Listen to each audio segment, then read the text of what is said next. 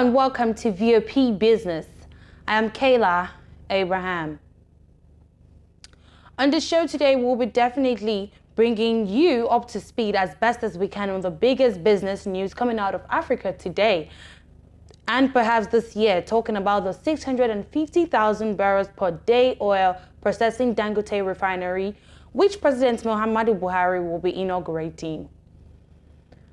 Let's tell you that the president is already in Lagos for the event, pictures of which are now on your screen.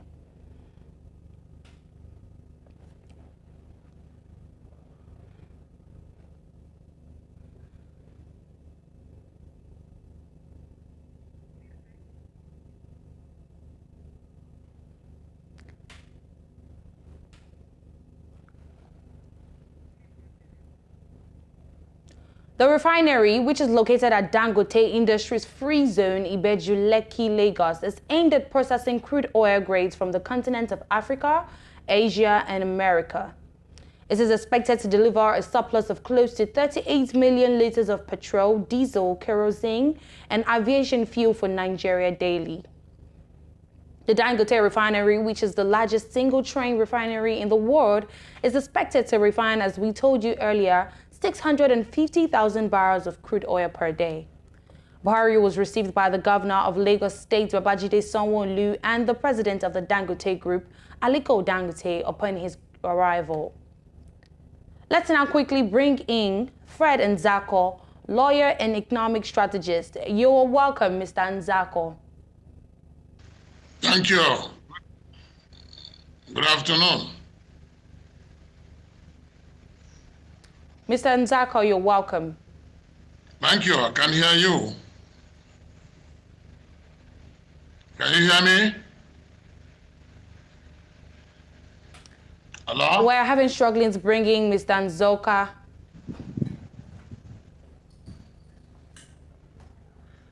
All right, thanks for joining me, Mr. Nzako. For many, this is good news, or is it even better? Let me start from there. Is this better? Well, it's good news. Obviously, good news. It has been long awaited. Nigeria had been expecting to have a new breath of fresh air with respect to our domestic refining capacity once the Dangote Refinery comes on stream. The project itself has taken some years, and like you said, it is the largest single-train refinery in Africa, and indeed the entire world, expected to refine about 650,000 barrels of crude every day. And I guess that it should be able to meet the requirements of Nigeria in terms of domestic product consumption in the oil sector. But what we are yet to see are the fine economic details with respect to the pricing structure, the challenges of subsidy, and all other issues relating to distribution of this product by the time the refinery starts production. Even though it is being launched today, commissioned today by Mr. President, we understand that it's yet to be completed. And that means, but it has gone close to 90% completion. And if that information is right, that means very soon the refinery will start producing petroleum. Okay, Mr. Nzako, walk us through the coming on stream of this refinery and how it might help Nigeria beat the challenge of not being able to refine locally. Just walk us through that, please. Well, of course, you know that Nigeria had 4 legacy refineries. I call them legacy refineries because not only are they no longer meeting the requirements of our petroleum products in the country, they are not functioning at even up to 25% of their installed capacities. The one in Kaduna is almost totally moribund. The two of them in Port Harcourt 1 and 2, and the one in Warri, the combined capacity of all these legacy refineries can only produce about less than 30% of our domestic products requirements in Nigeria, and less than 25% of their installed capacity. And of course, we recall that the federal government had sometime mooted the idea of all those refineries so that they will be able to save the amount of money it spends year in, year out on turnaround maintenance of the refineries that have refused to be turned around and have refused to be alive to meet up the expectations of Nigerians. Okay, Mr. Nzako. Now, with the new one that is coming, it is expected to impact positively on our domestic oil industry productivity. It is expected to improve the productivity of Nigerians. It is expected to minimize the importation of petroleum products. It is expected to create employment. It is said that it will create up to 100,000 jobs for people in the refinery, and then the subsidiary employment generation that will come along with it. It's also expected to release the massive pressure on the value of the naira on account of importation of refined products. Because economically speaking, one of the major sources of our foreign exchange leakages is through importation of products of from foreign countries.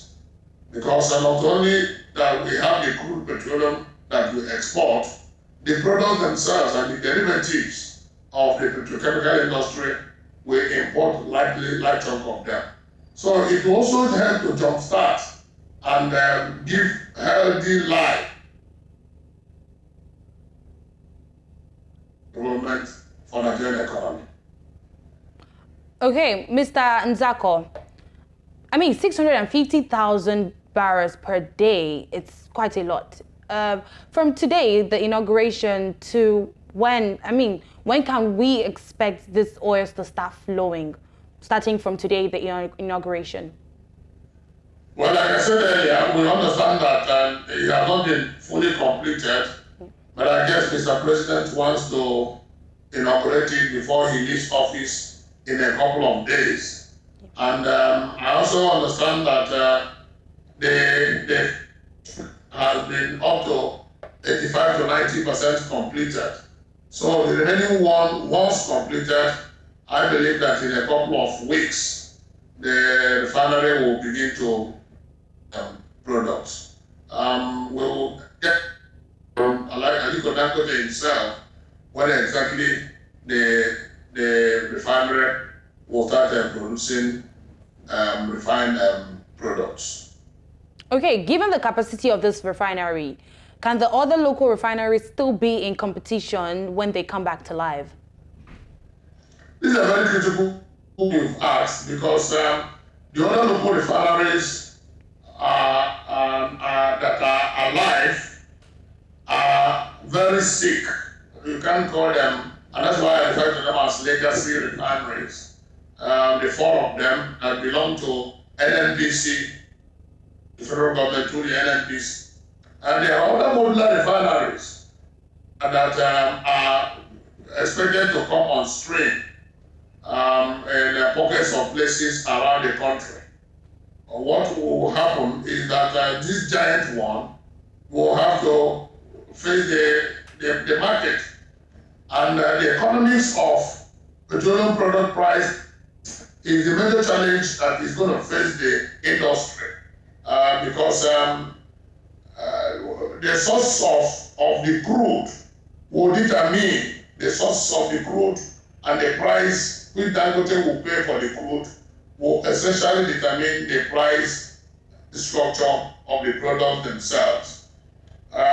650,000 barrels, we don't know yet whether government will be supplying him petroleum products and crude petroleum for refining, and the method and the formula for such supply, and whether government will still be paying subsidy, and if government will continue to pay subsidy, how are we going to price the products that are going to come out from these refineries, especially the one Dangote and other modern refineries that will very soon come on stream.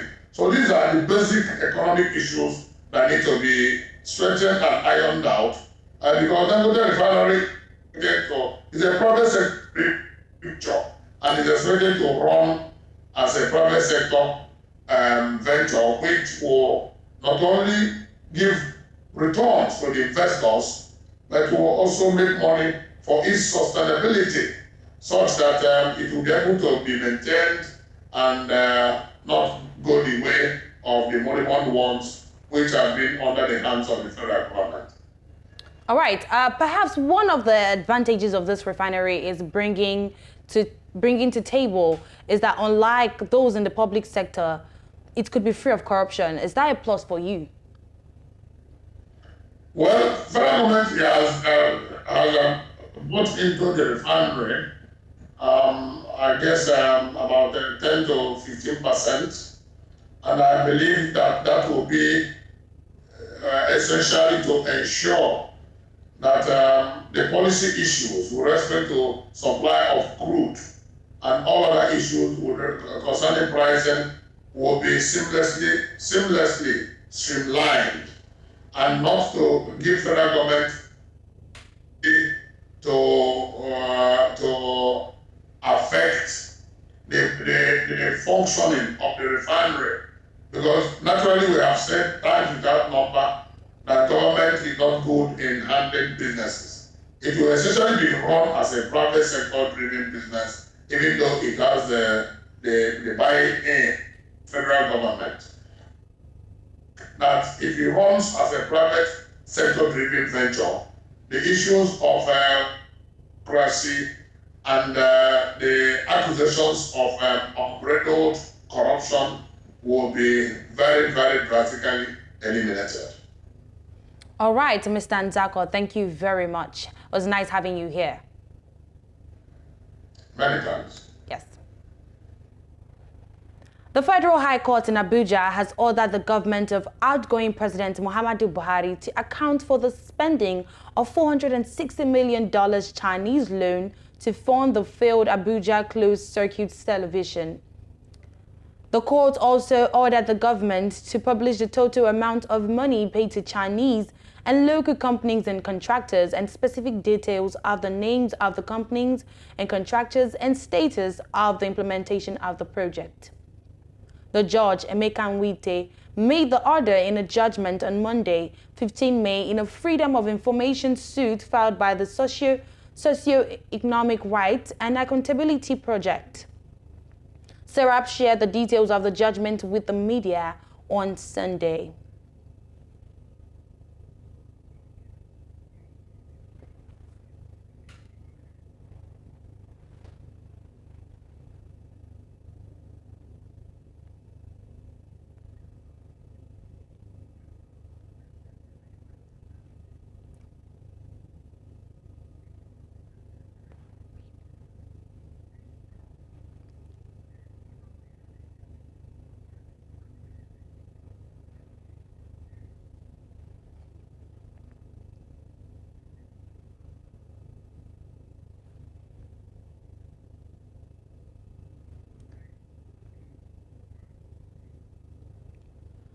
The Nigerian Airspace Management Agency, NAMA, has installed surface radar system at the Murtala Mohammed International Airport, Lagos, and the Nnamdi Azikiwe International Airport, Abuja. The acting managing director, NAMA, Matthew Lawrence Pwajok, made the disclosure during his speech at an event in Abuja. The NAMA boss said the site acceptance test for these facilities had been completed, noting the newly installed surface movement radar and ground control systems were deployed in Abuja and Lagos airports. The new systems will allow air traffic controllers to monitor aircraft and vehicular movements during low visibility or nighttime conditions, improving safety and efficiency. During the test, project said NAMA representatives expressed satisfaction with the radar equipment's performance and demonstrated confidence in its ability to enhance the agency's operations. This development is expected to bolster Nigeria's aviation industry and ensure seamless air travel for passengers.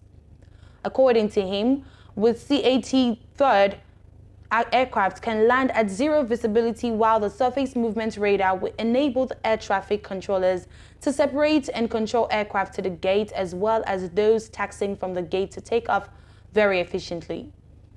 He said in Lagos there was a major challenge of the tower being blocked by the Legend Hotel, Executive Jet, and Aviation Terminal, and that necessitated the deployment of the surface movement radar. So with this, that problem has been solved. It has reduced on the air traffic controller as one can now see everything from the console. Also, he added that Abuja, the Chinese terminal, also blocked the tower and controllers can neither see the terminal, the international terminal, nor the presidential wing. At the moment, they are using the mobile tower to augment the view. But with surface movement radar, they won't need the mobile tower there anymore as every part of the airport is visible from the console.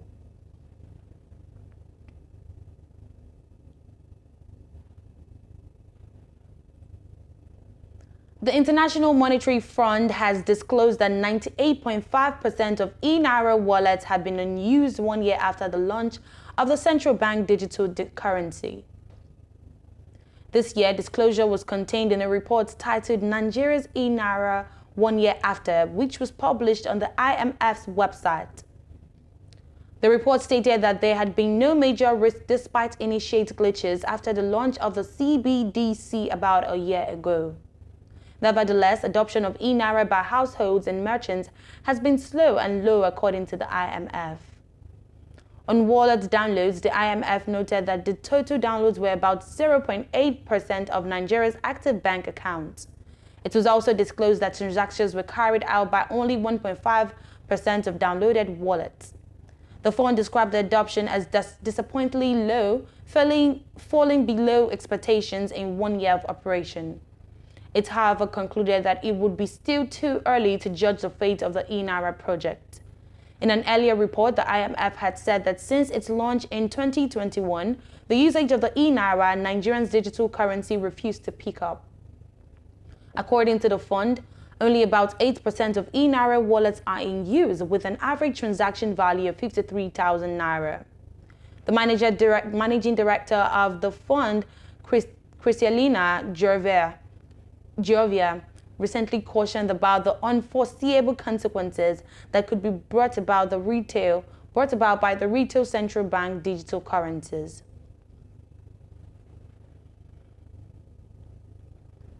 The energy crisis induced by the Russia-Ukraine war has led to a shift to Africa as an alternative source of global energy. Therefore, it was not surprising that the African Union was not invited to participate in the recently held G7 summit in Hiroshima, Japan. The three-day summit, bringing together heads of state and of government of the world's most industrialized nations, including Canada, France, Germany, Italy, Japan, the United Kingdom, and the United States, plus the European Union, began on Friday, May 19, with an agenda focused on Russia's aggression against Ukraine, nuclear disarmament and non-proliferation, climate change, development, food security, and global health in the wake of the COVID-19 pandemic. Japanese Prime Minister Fumio Kishida opened a meeting with his counterparts from the group of countries.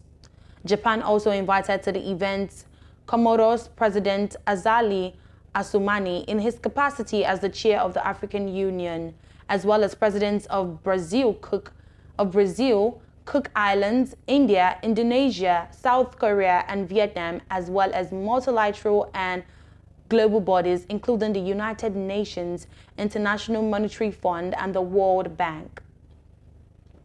The invitations to leaders outside the G7 are meant to extend cooperation to a broader range of countries. Kishida, during the opening session, said that the G7 was pursuing unity, not division and confrontation. Russia's all-out invasion of Ukraine in 2022 gave the G7 a new sense of purpose after a long period of uncertainty about its role in global affairs. Russia's attack on Ukraine seems to have led G7 to start coordinating foreign policy with a new vigor. Over the last 16 months, as 6 G7 leaders and ministers have worked together in several aspects of Russia's war in Ukraine, from agreeing to a price cap on Russian oil sales to planning reconstruction.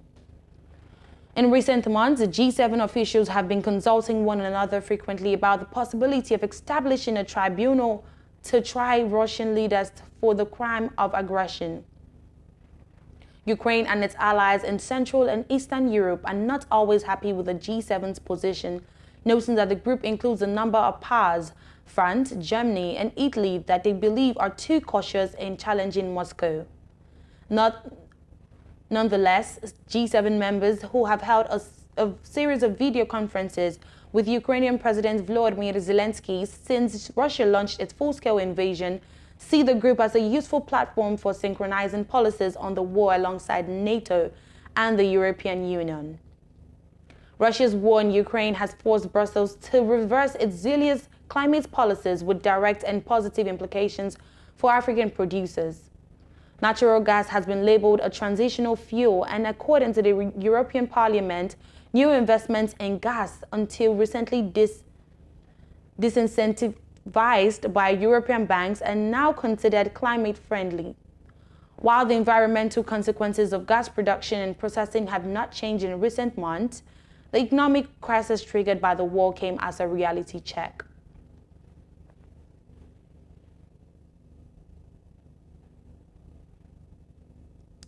The Institute of Chartered Accountants of Nigeria has invited its members for a special meeting to address its leadership succession crisis after some displeased members dragged the institute to court. In a letter to its members, a copy of which was obtained by The Punch, the institute said an extraordinary general meeting had been convened to address the lingering crisis. It said the EGM followed a court order which arose from the suit filed by the aggrieved members. The letter, dated May 17, 2023, and signed by the Registrar, Chief Executive ICANN Ahmed Kumshe, stated that some members had filed the suit against the institute and its president. The suit seeks, among other things, an order compelling the defendants to give effect to a resolution passed at the Institute's 57th Annual General Meeting held on May 27, 2022, by convening an extraordinary general meeting for the purpose of discussing a proposal for electoral reforms. The letter, purportedly sent to ICANN members, read in part, other than for the purpose of elevating the vice president to the position of president-elect, all other electoral activities shall commence after the special meeting. From the meeting scheduled to hold on Wednesday, he said the issue should be resolved and a new president should emerge soon.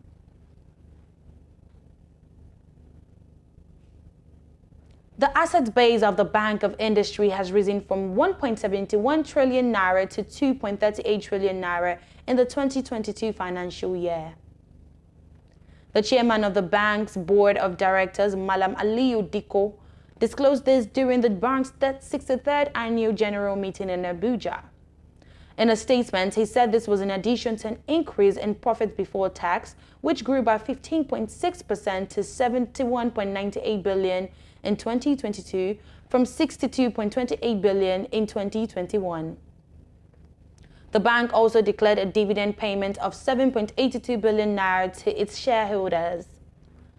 According to the chairman, the growth in the bank's assets was made possible by the conclusion of 3 successful capital raising transactions in the year, in which the bank raised over $2 billion despite the global economic headwinds.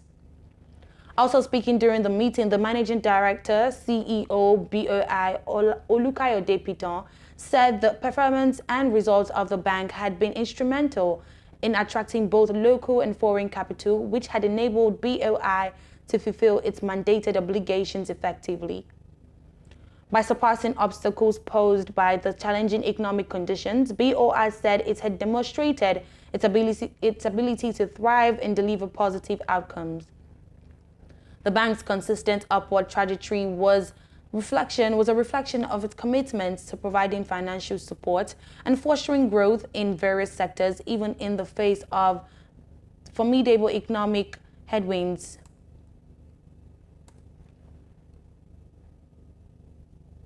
The federal government is inches away from getting a one-year extension to access the World Bank $750 million concessional loan for Nigeria's COVID-19 action recovery and economic stimulus on behalf of the 36 states government and the Federal Capital Territory. The World Bank Task Team leader for the NG Cares, Professor Folusho Okunmadewa, confirmed the development in Ibadan, Oyo State during the maiden town hall meeting for stakeholders under the NG Cares program. Okunmadewa said 29 states and the FCT had so far earned reimbursement after deducting the initial advance, adding that 7 states earned no reimbursement. He noted that the World Bank would continue to allow access to funds as long as it sees evidence of the continued commitment of state governments to disbursement of the funds. The Minister of State for Budget and National Planning, Clem Agba, in his remarks said the NG Cares program had impacted the lives of over 2 million direct beneficiaries in the country, adding that the development was in line with the vision of the president to lift 100 million Nigerians out of poverty within 10 years. Represented by the chairman of the NG Cares Technical Committee, Reverend Aso Vakboraye Agba, said the federal government was committed to restoring the livelihoods of poor and vulnerable Nigerians, noting that the extension of the program was crucial towards solving poverty in the country. Recall that during the challenges induced by the COVID-19 pandemic, the federal government accessed a World Bank concessional loan of $750 million on behalf of the 36 states and the FCT to run from 2021 to 2023. The loan was to stimulate the local economy and increase households' consumption among the poor and vulnerable segments of the society.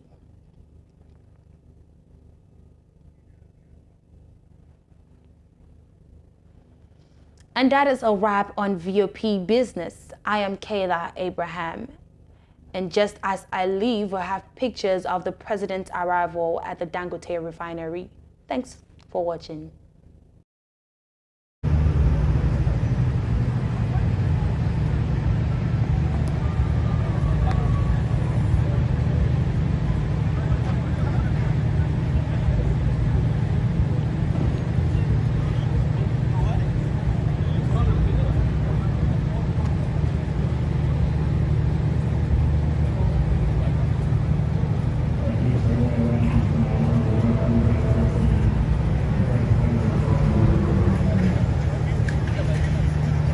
Number 1.